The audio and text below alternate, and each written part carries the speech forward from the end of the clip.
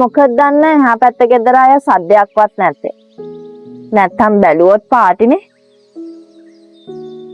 අංජලි උදේ පාන්දර අනුන්ගේ දේවල් හොයන්න එපා. අනුන්ගේ දේවල් හොයන්න නැතුව ඉන්නකෝ.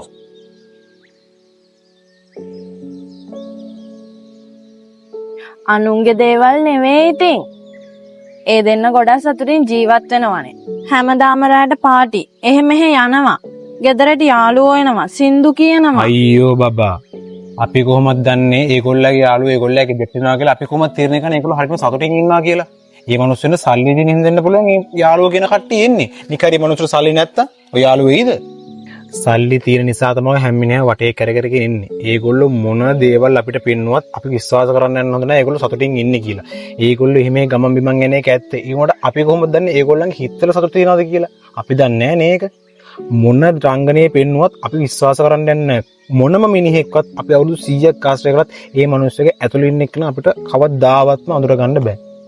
ඒ හින්දා මම කියන්නේ කිසිම දවසක තමන්ව අනුන් එක්ක කම්පෙයාර් කරන්න යන්න එපා. එතකොට දැන් ඔයා කියන්නේ එයාලා ඉන්නේ සතුටින් නෙවෙයි කියලාද? වෙන්න පුළුවන්. වෙන්න පුළුවන්. ඒගොල්ලෝ සතුටින් නෙමෙයි වෙන්න තින්න පුළුවන්.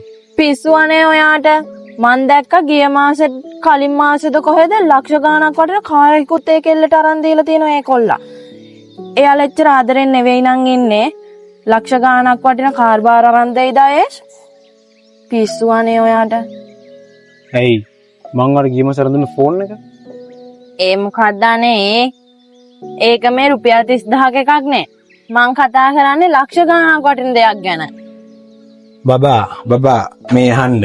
මේ ලෝකේ හැම මිනිහෙක්ම ඉපදුණු දවසේ ඉඳන් මිනිස්සු හැඩ ගැහිලා තියෙන්නේ තමන්ව වෙන කෙනෙක් එක්ක සංසන්දනය කරවගන්න.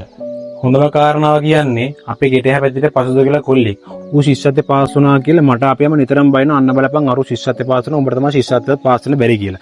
ඊට පස්සේ මං හොඳ ජොබ් එකක් කරද්දි පසුදවලා යම් පසුදවට බයින අන්න බලපන් අරු හොඳ ජොබ් එකක් කරනවා උඹට තමයි මෙලෝ දෙයක් කරගන්න බැරි කියලා. හොඳම කතන්දරේ ඒක නෙමෙයි. දවසක් ANT සාරියක් අඳගෙන පාරේදී අපේ අම්මට බන ගන්නවා ඉදකින් විතරක් කුසුම හොඳ සාරියක් අඳගෙන මට තමයි යට සායක්වත් ගන්න බැරුනේ කියලා. ඒකයි මං කියන්නේ කිසිම දවසක තමන්ව අනුන් එක්ක සංසන්දනය කරවගන්න යන්න එපා. ඒක අපිටම මහා පීඩනයක්.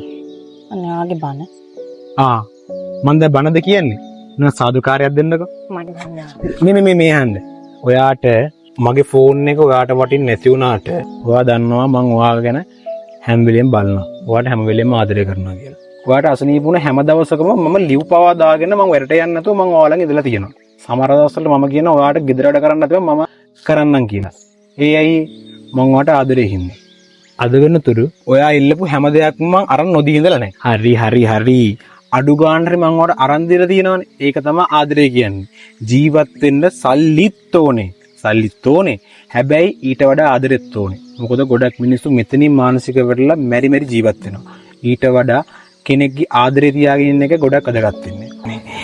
ඉතින් ඔය නෝනා තේරුම් ගන්න ඕන ඔයාලට පණ වගේ ආදර කරන මාව රැකගන්න.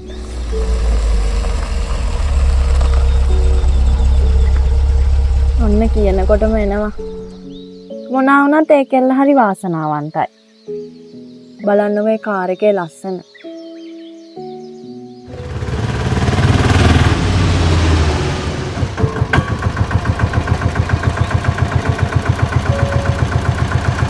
මනෝසේ